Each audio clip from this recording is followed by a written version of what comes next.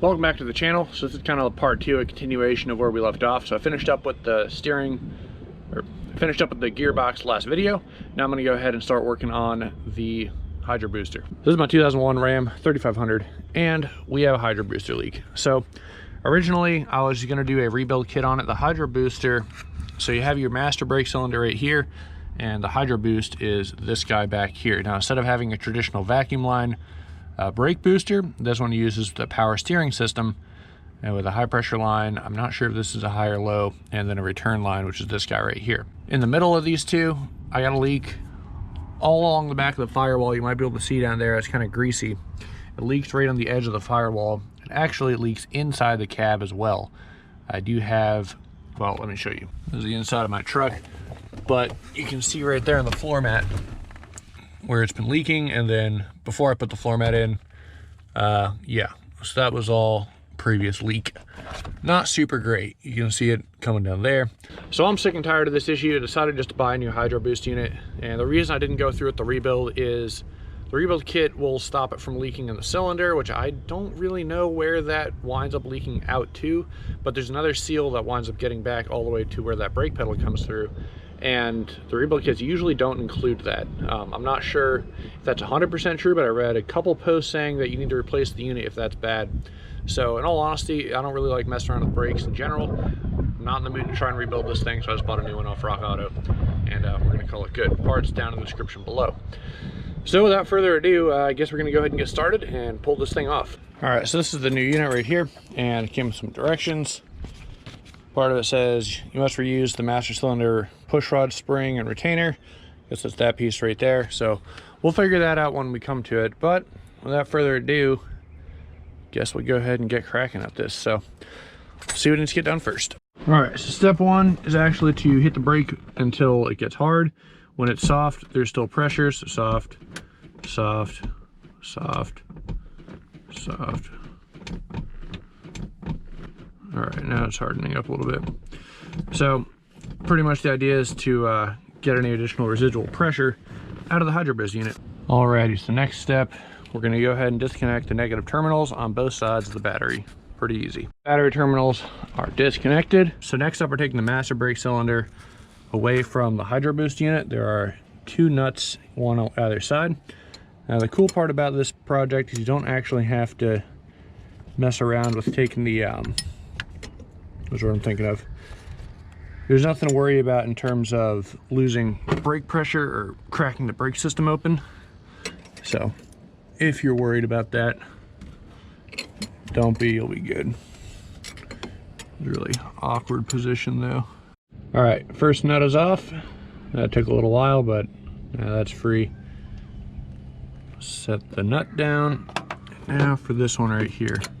So definitely a little awkward trying to get in here, but actually that's a perfect candidate for an extension. All right, so this other one seems to be easier to just access by using an extension. So I'm gonna go ahead and do. And easy enough. All right, and let's go ahead and drop that guy off now. Okay, now if that's off, should be able to slide this whole thing off and forward, hopefully. All right. There we go. Set that down a little bit off to the side, so it's just resting on the hard lines. Seems to be a gasket right here. Looks in good shape in all honesty. Pretty much brand new. Set that over next to the new one for now. Step is to go ahead and detach our actual lines now. I have some extra wiring in here because the truck has a tuner on it. Try and get that out of the way for now. They ran this in the weirdest possible way. I'm actually probably gonna try and relocate that while I'm at it to put it in the truck somewhere. But the lines we have to detach, we have one here, the return line down here, and this bottom line. So start with the easiest one we can get to, which should be this top one. There, 18. And we're just gonna, oop, there we go. Actually came off a little easier than I thought. They also gave us some new O-rings. So we have new O-rings as well, which is nice. I'm not sure how much this is gonna drip, if at all, so I'm getting the rag ready.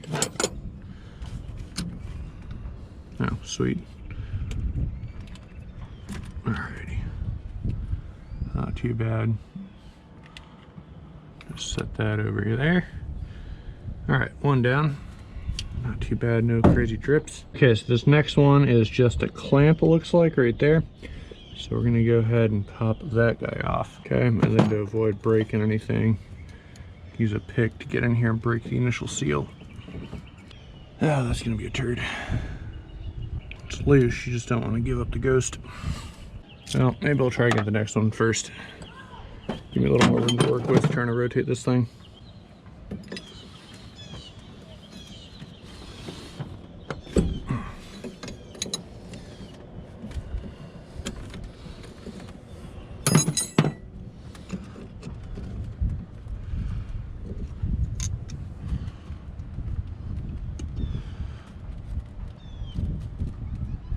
This one's probably gonna leak, actually. Stick this down right there.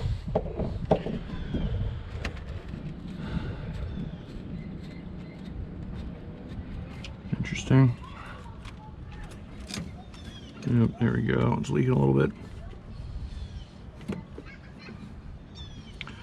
Well, unfortunately, not too much I can do about it at the moment. Get this up and out of there a little bit. Sweet. Now let's try and get this last line out. There we go. All right.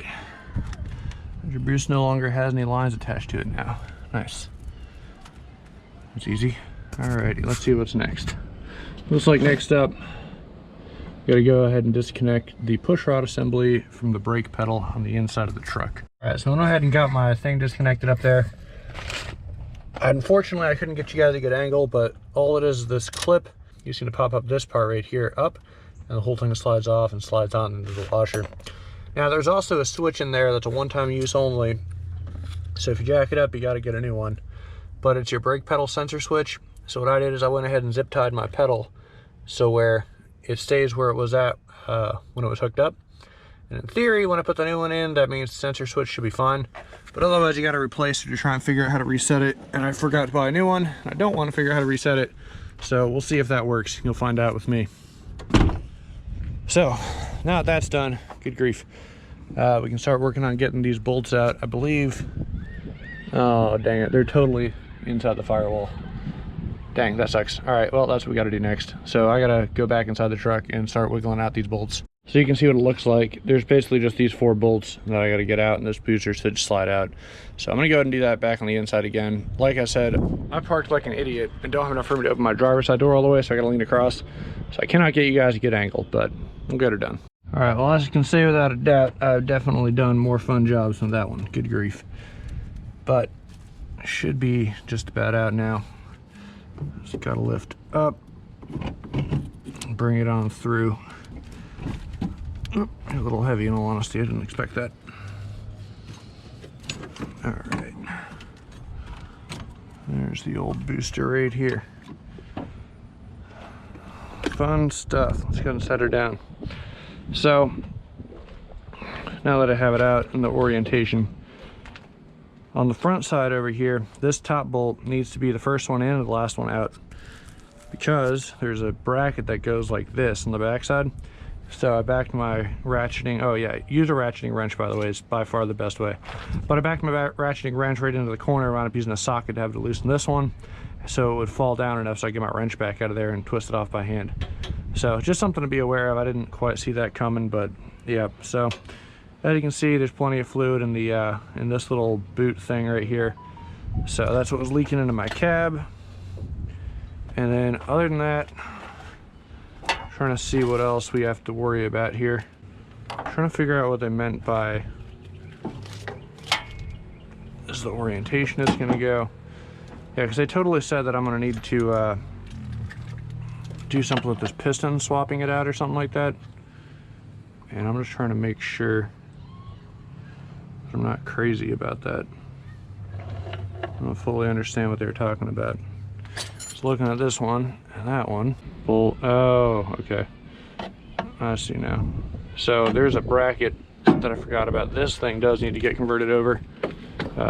This spacer right here needs to go on that. That's what these bolts are for. I was trying to figure out because the orientation looked off. So let's go ahead and do that next. All right, so these are 14, same as the other ones. There we go. Yeah, they did mention when I was buying this on the website that you need to swap the spacer over, but I wasn't understanding what they were saying. This makes a lot more sense though. So let me go ahead and get this thing swapped over real quick. Just gotta undo this one. We got one more on the other one. Yeah, so we're going under the truck. I mean, you'll be able to see the bolts that need to come out. There's also a great video from a1auto.com that shows that a lot better than I did. And just a heads up. So if you need something, that would be my say where you should go to check it out. Looks like the back side's a 13. Yeah, and then that spacer comes out, so that makes sense. That's why the orientation looked off.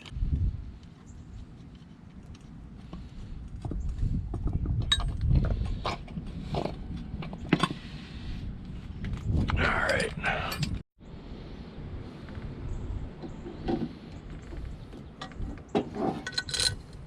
Wiped up a little bit down there. Can't do much, unfortunately. It is a little bit kind of a it is what it is situation.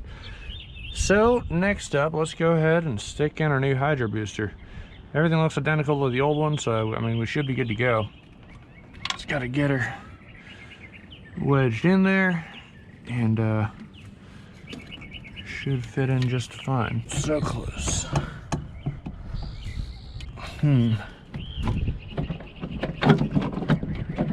That's interesting. I think our bracket got pinched in a little bit, to be honest. See if I can sort this out. This bolt does not quite line up in the hole properly. Oh boy, always something. Let me fight with this a little bit and I'll get it in. So I went ahead and took the hydro boost down to the bench, and I bent out one side of the bracket just a little bit and it slipped right in. So it must have gotten squished in shipping, in all honesty. The box did look pretty beat up. So now that's in, I'm gonna go ahead and build the back side and tighten everything down again like I did before. I really wish I could show you guys what's going on over there. It's just I do not have a camera angle, and if you decide to do this job yourself, you will see exactly what I'm talking about. Again, watch the A1 Auto video. It really shows everything way better than I'm showing it. It is now bolted inside the cab. That definitely sucked, but it's done now. They did give me another piston. I can only imagine this is a piston. However, it doesn't look like I'm gonna need it. Not sure it's possible. It's kits for multiple different units. Some don't have a spacer, others do have a spacer, so I wouldn't be surprised if this is meant for a different model. So we'll set that off to the side. Next thing we're going to do is they also gave us 2 new O-rings, just like, well, the other kit I just did, and those are going to be for each of our hoses. One's going to go on this hose. Just get it off with a little pick is easiest. Yeah, these things are pretty brittle in all honesty too.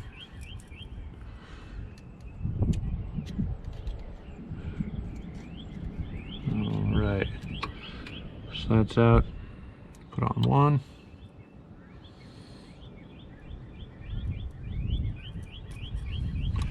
And then we got our other one, which is right here. It goes to the back area. Just pop that off. And pop on our new one like that. Looks like whoever did this before, if anyone did it before, didn't know what they were doing, because they put an O-ring around this thing, and definitely not supposed to be an O-ring there. It's not going to do anything. So, now that's on, let's go ahead and take our little nipple off here, and we can remove this bottom plug. We'll go ahead and pop in this guy first. It's further back. Yep, just like so.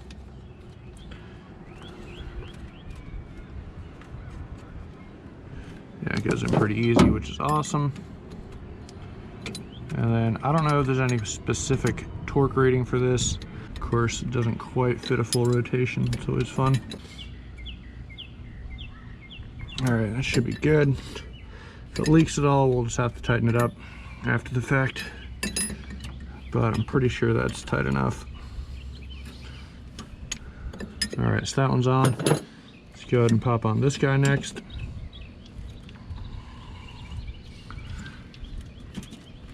Come on.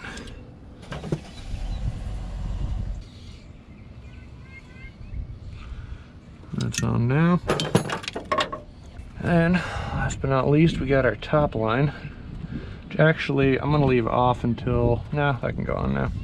No, I'll leave it off until I get the brake booster on. So don't forget we have this gasket, goes right there for reasons that are beyond me, but that's where it was, so that's where it's going back to. And it will fit up just like so. Let's get our vacuum line out of the way. Don't want that there if we can help it. All right. So now we just got these two guys on right here. So there was a video I was watching of someone doing this, and I think what they did is they took off this adapter and not the actual brake booster bolts, because in the video I was watching it looked way more difficult. The guy was trying to fight, he's trying to get that one and the one underneath. But this is definitely the easiest way to do it, so that's what I'm doing. Actually, this is a good spot for our extension. So let me go and get these tightened up, and then I'll meet up with you in a second.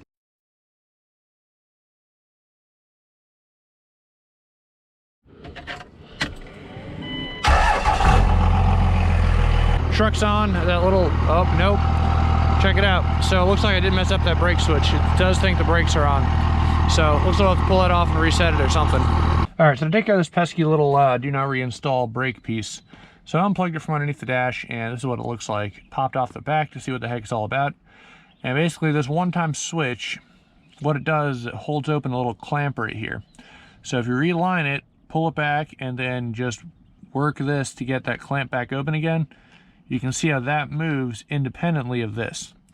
So what happens is you reinstall it, this will clamp down and set the distance that this needs to be wherever it is to show that, hey, brakes are off. And then once you push the brakes down, this extends and it makes contact with these particular pieces, and holy cow, brakes are on and your brake lights come on, or trailer stuff or whatever. So just a quick little rundown of how that works.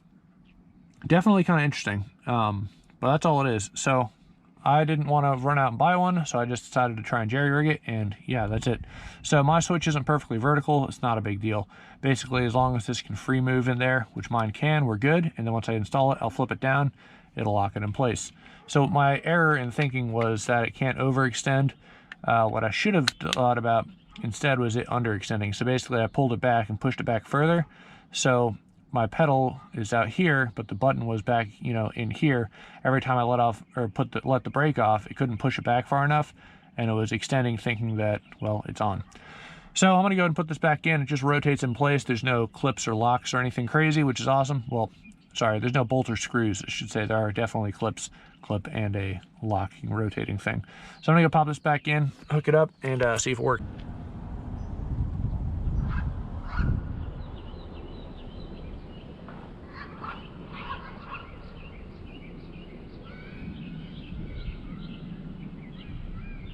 Well, looks like a little reset trick worked. Sick. So now you know. I also picked up a toolbox. I'm gonna repaint it at some point, but definitely needed something back here because having stuff in the back seat wasn't cutting it. So that's pretty much gonna conclude this little saga. So that concludes the hydro booster reinstall and change pretty much. Hope you guys enjoyed the video. I think it came out pretty well. No issues. The little reset trick, I just kind of took it apart just to see if it would work, and it worked. So I'm sure it's a pretty inexpensive part, but I just happened to not have one on hand. I forgot to buy one. So, I mean, if you can reuse it, why not? So it is what it is. But thanks for watching. If you have any questions, please leave them down below in the comments. I will say my braking does actually feel a little bit smoother. It was always kind of jerky when I got the truck, or just straight up very hard. Like, it would work, but the pedal didn't move at all, and you'd be like stopping. Now there's a little bit of squish to it, which in all honesty I'm okay with.